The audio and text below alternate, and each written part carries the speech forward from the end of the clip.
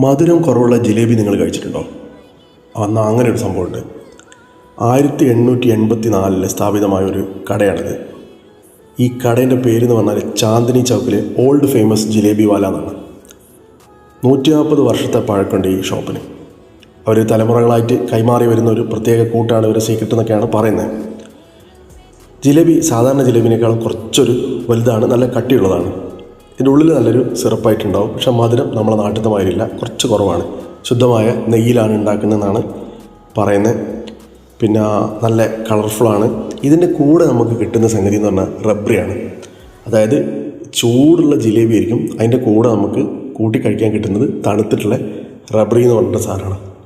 അപ്പോൾ അതാണ് അതിൻ്റെ ഒരു കോമ്പിനേഷനുമാണ്. രണ്ടും കൂടി ചേരുമ്പോഴുള്ളൊരു കോമ്പിനേഷൻ സെറ്റപ്പാണ്. ഇവർ കൽക്കരി അടുപ്പ് തന്നെയാണ് ഇപ്പോഴും ഉണ്ടാക്കുന്നത്.